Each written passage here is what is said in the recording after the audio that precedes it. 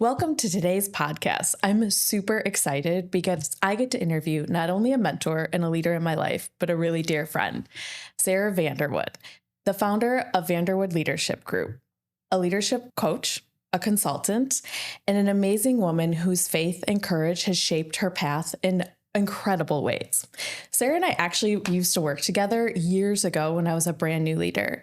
Since then, we have both left corporate America and have joined entrepreneurship.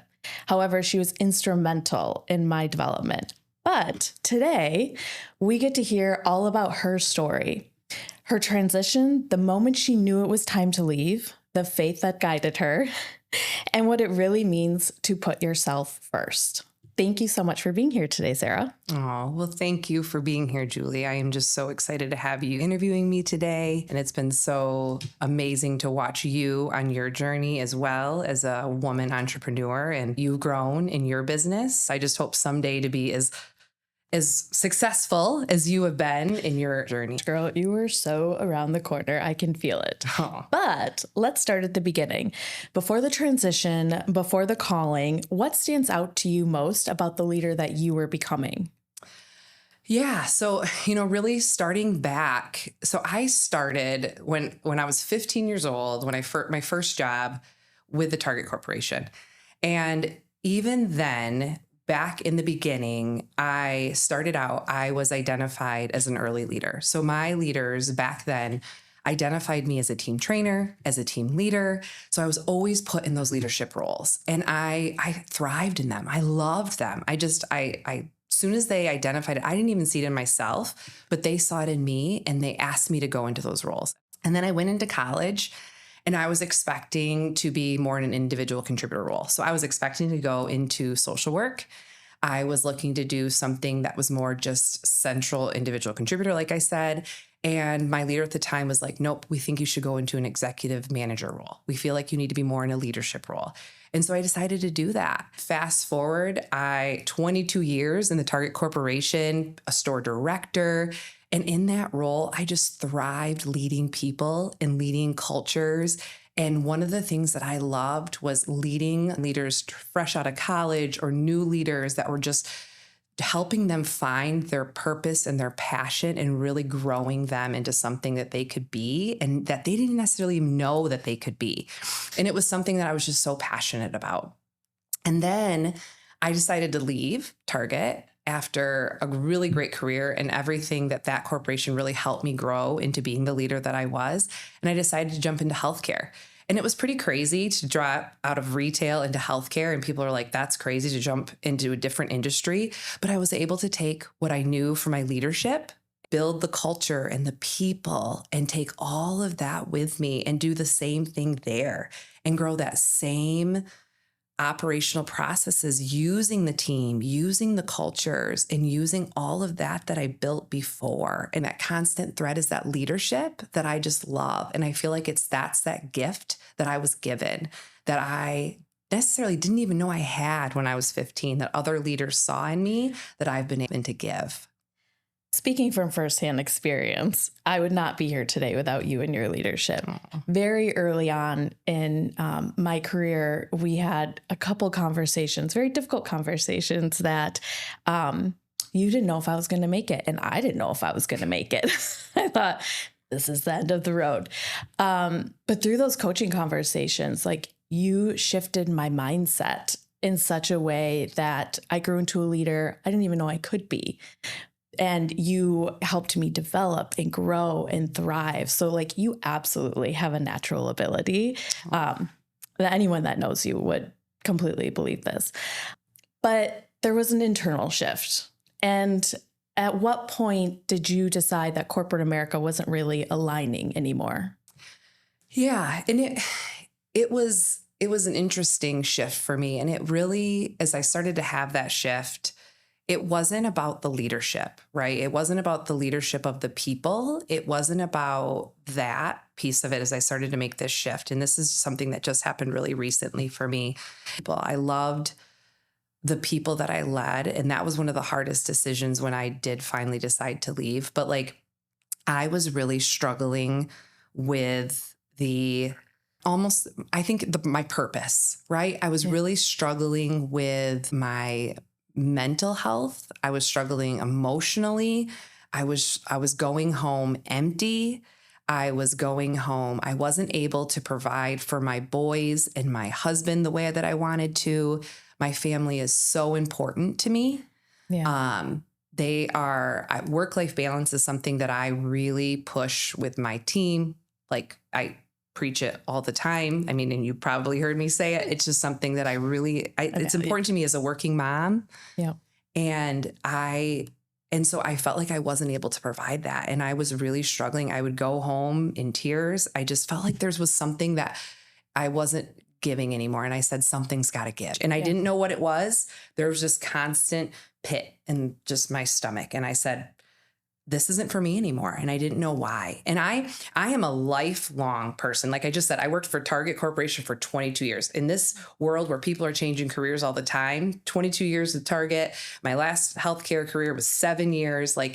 I'm a lifelong person. I'm committed. And so when I make a change, it's a big life choice for me. I really appreciate you talking about mental health, because in corporate America, it is like, I mean, you're climbing that ladder at all costs. Yeah. So to be able to step back and recognize how that wasn't serving you, a huge, huge shift. And you shared with me previously how important faith was in this decision and in your family life and your overall well-being. Can you talk about the moment that you felt God was calling you to do something different? Yeah. Faith is such an important part for me in my journey. And it's something that it wasn't this big like bang where all of a sudden I was like, boom, I need to leave. Yeah. It was this constant nudging, right? It was this constant like call where I felt like there were these moments where the Lord was telling me like, hey, I think it's time. And it was probably all of those where it felt like things weren't aligning. Like I was talking about earlier, there was these constant things where my mental health wasn't aligning, emotionally things were aligning. That was probably those nudges from the Lord telling me it was time, but I wasn't listening, right? And so I really used my morning devotions and, going to the Lord in prayer and said like, what is this? What do I need to do? And tried to like ask him for guidance. And he was telling me, but I didn't want to listen, right? I didn't want to leave. Like I had this job that I loved. Like this was what I was going for. Like this was my dream job. Like I had the dream job in my mind. I had the dream team. Like I was where I wanted to be. And so why was he asking me to leave? Like this was crazy to me. And I just couldn't fathom why would he want me to walk away? Like after everything that I have almost fought for to get where I wanted to get. And now he wanted me to walk away and made it almost painful to me and said, like, I need you to go. And so then finally, when I said, I'm going to walk away, it was this huge relief. And then you look back and you're just like, this was completely a God thing. This is what the Lord needed me to do. And I didn't know what I was walking away from. Like I didn't have anything. Like I've worked since I was 15 years old. Like I said before, like I never have had a time in my life where I didn't have a plan, but I had to completely give this up to the Lord and say, okay, I'm going to trust that you have a plan for me, but I'm just going to walk away from the career that I love and just take some time to be. And I gave my notice and people are like, well, what are you going to do? I said, I don't know, but the Lord is asking me to walk away and that's what I'm going to do. And I think some people thought I was crazy. Well, knowing you do have all your ducks in a row quite clearly. There's the meme that shows like there's a pigeon flying around and like, a rooster may be like, I have some ducks, and that you got all your ducks in a row. So I don't know. I'm sure it did surprise a few people. Yeah. If you see my boys, maybe you'd be questioning. Those kids are thriving. So what was the hardest decision about leaving? I think the hardest thing was probably just the fear of like, what would people think? Right. Like, I think that fear of people are going to think I'm crazy. Right. The fear of people are going to be like, this person is walking away from this amazing job. Like, what is she doing? Then also just the fear of the unknown and the fear of like, is this for real? Like, should I really be making this? Like, I'm always in control. And so really giving that control up to God and say, okay, I'm going to trust you here. So really surrendering to him. And that has been a journey for me. And so that has been like something I'm continuing to work on, and I am not in control and that he is in control. And I was very fearful, but letting that go and just saying, this is your plan and this is your world and I'm just living it has been very freeing for me. That is a huge shift. For your previous roles, you had to control as much as you possibly could. Yep. What a leap of faith. Oh my gosh. What surprised you the most? You know, what surprised me the most was how supportive everybody was. Yeah.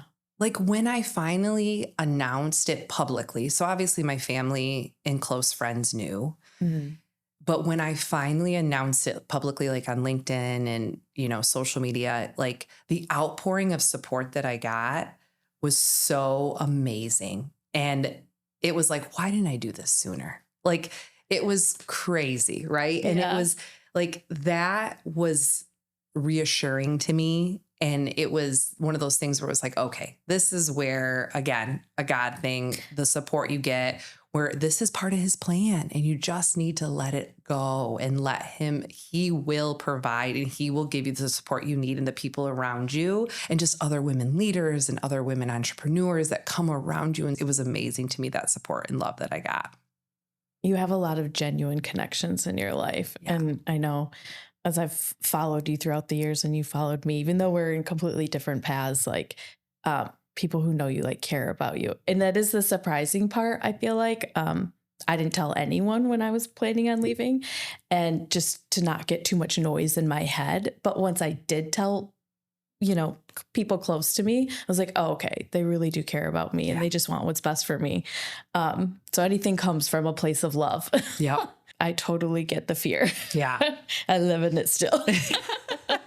You always have a little fear, right? Always, I do. I say there's always a healthy amount of fear. I think you need to, right? You need to. Agreed. It's going to propel you forward. Otherwise you get stagnant or, you know. So I'm very curious from your perspective, because I would also love to know, what leadership lessons did you learn through the transition that you wish more leaders knew? Yeah. You know, I think one of the biggest leadership lessons, and I'll say this is one that I'm still continuing to work on and still learn, is that being still or taking a step back is a choice. It's a strategy. And so I have been very strategic in being still through this process. And so when I stepped back, one of the things that I continued to say is that I'm going to be still.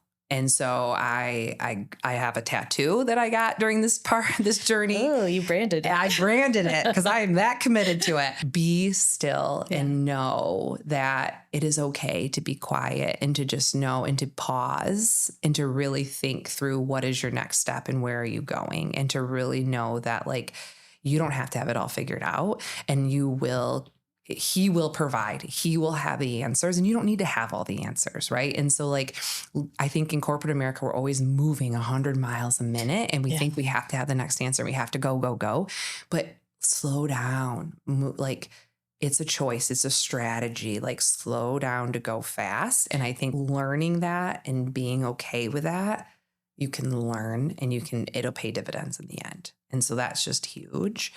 And then I think the other thing is just around like coaching, leadership coaching. And, you know, like for me, leadership coaching, it's not a luxury. I think it's a requirement. And I think you need it. Like I had the advantage of coaching in my day from so many mentors. And I think all leaders need coaching. Get a coach, get somebody who can guide you and make you better, especially if you're at a higher level that you don't have voices that are advocating for you or not telling you, like, because you're probably not hearing it. Mm-hmm. So have a coach, have somebody who can be that voice for you to help guide you along the way. I think those are two huge messages. I mean, we have therapists for our minds and we have physical trainers for our bodies. Like, why is it that we aren't more intentional with our professional lives? Because it bleeds into everything else. So I completely agree. It is 100% worth the investment. Yep. So what is VanderWood Leadership Group about, and what is your calling now? Yeah. So that's where we've kind of gone. So after I've taken this, season of pause, a season of waiting, I felt like the Lord was calling me into creating the VanderWood Leadership Group. And so that's what's really exciting. After I didn't know what was next, I felt like he was calling me into using this gift of coaching, this gift of leadership, to giving it back to the next generation, the next group of leaders. And so I've started the VanderWood Leadership Group, which is a organization that has leadership coaching and consulting. And we really have 3 pillars. It's around leadership coaching and team culture development, and then operational consulting around operational efficiencies. And so our goal is just really to create programs that work for anything within your business. So if you need us to help work on your team culture, we can do that. We can work on workshops. We can develop whatever you need. If it's one-on-one coaching, I can develop a program for you, for your team, for individuals, for the CEO, whatever that looks like. And then if you need me to come in and walk from an operational efficiency perspective, I can do that as well. And so I can really tailor it to whatever your company needs. And I'm just looking to give back and to help your company grow and to develop that purpose and use my gifts and talents. That's amazing. It's like all encompassing. Yeah. And I love the 3 pillars, because you're absolutely right. It's not about just being great at team or great at operations. Like, you need it's a well-rounded leader. I love that. So for those who are feeling the tug or the same, like something needs to change, what would you say to them? Yeah, I think what's so important is that if something needs to change, know that you're not alone, right? Know that it's so common. There's others out there that are there, and they will help support you through that. And know that if God is asking you to do it, if he is asking you, he will equip you. He will give you the tools and the resources, so he will support you through it. And so know that he's there for you. And then know that take the leap of faith. Just go one step at a time. That's what I say on this journey. It is one step at a time. I don't have all the answers figured out. And I take another step and maybe it's not that. And then we take another step, and I don't have it all figured out, but we're just going to figure it out. And if the Lord says that's the right door to go through, then I go through it. If not, then we try a different step. And so really just trying to figure it out together. Know that I'm available. You can find me on VanderWoodLeadership.com or LinkedIn or Facebook or Instagram. And I'm here to chat. If you need any support, I'm available. You're available in so many ways. You just helped me this morning tie the back of my shirt. Always here for you, friend. Always here for you. Leadership and buttons. Yes, that's right. Full rounded friendship. I knew you got me. Whether it be this or that. Well, seriously, Sarah, thank you so much for sharing your story today. Like, your faith and your courage is so inspirational to me. And I know anyone listening to this feel a tug one way or the other with something that you said, and will definitely reach out. So I really appreciate it. Oh, well, thank you, friend.